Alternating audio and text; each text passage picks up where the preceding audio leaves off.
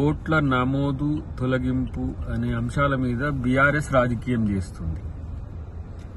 అది కంప్లీట్గా central election commission, state election కమిషన్కు సంబంధించిన అంశమైనప్పుడు కూడా అది కాంగ్రెస్ పార్టీకి, కాంగ్రెస్ ప్రభుత్వానికి సంబంధించిన అంశంగా చిత్రీకరించే ప్రయత్నం బీఆర్ఎస్ చేస్తున్నది.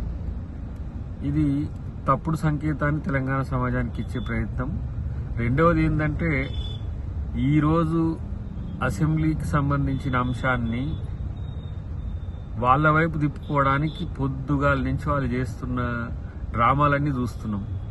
మొదటగా యూరియా కొరకని అమరవీళ్ళ స్తూపం కాడ, అటు తర్వాత సెక్రటరియట్ గేట్ కాడ, మళ్ళీ తర్వాత ఓట్ల కోసం అని చెప్పి ఎలక్షన్ కమిషన్ కాడ, ఇంకా ఒక రోజులో ఇన్ని యాక్షన్స్ చేస్తున్న పార్టీగా బీఆర్ఎస్ చరిత్రకెక్కుతుంది.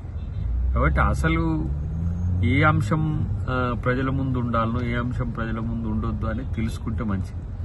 ఒకవైపు ఎలక్షన్స్ నిర్వహించమని వాళ్ళే అంటుంటారు, ఎలక్షన్ కమిషన్ ఎలక్షన్ పని చేస్తుంటే దాంట్లో మాకు నష్టం జరుగుతుందని అంటారు. ఇలా బీసీల రిజర్వేషన్లకు సంబంధించిన అంశంలో చర్చకు వస్తే అది బీసీలకు కాంగ్రెస్ పార్టీ మోసం చేస్తుందంటారు. ఉభయ సభల్లో చట్టం కావడానికి మేము సహకరించినామంటారు. రెండవది మళ్ళీ బీసీలకు కాంగ్రెసే మోసం చేస్తుందంటారు. అటు కేంద్రం మీద అడగరు, రాష్ట్రంలో సహకరించరు. మళ్ళీ బీసీ రిజర్వేషన్లతోనే ఎలక్షన్స్ ముడిపడి ఉన్నాయి కాబట్టి ఎలక్షన్స్కి మేము బీసీ రిజర్వేషన్లు ఇచ్చి వెళ్ళిపోతామేమో అని చెప్పేసి మళ్ళీ ఎలక్షన్ కమిషన్ తప్పుదోవ పట్టించే ప్రయత్నం, ఎలక్షన్ కమిషన్ ఏదో తప్పు చేస్తున్నట్టుగా ప్రయత్నం చేయడం, ఇవన్నీ కూడా ఇన్ని రకాల ఏమంటారు యాక్షన్స్ ఇంకొకరికి సాధ్యం కావు. కాబట్టి కాంగ్రెస్ పార్టీ, కాంగ్రెస్ ప్రభుత్వం రాజ్యాంగబద్ధంగా వ్యవహరిస్తుంది. మీలాగా 25 లక్షల ఓట్లు తీసేసి 2018 ఎన్నికల్లో పోయినట్టుగా 80,000 ఓట్లు తీసేసి ఏదో కాంగ్రెస్ సర్పంచ్ ఎలక్షన్లకు పోవాలని ఆలోచన ఉండదు. ఎందుకంటే అది మీరు గతంలో చేసింది కాబట్టి ఇవి కూడా అట్లా చేసిందనేమో అని భయం తప్పితే మరొకటి కాదు.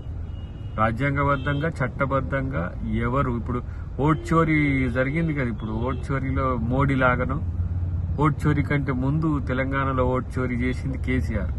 సో అట్లనో కాంగ్రెస్ ప్రభుత్వము పార్టీలో చేయాల్సిన అవసరం అసలు రాదు.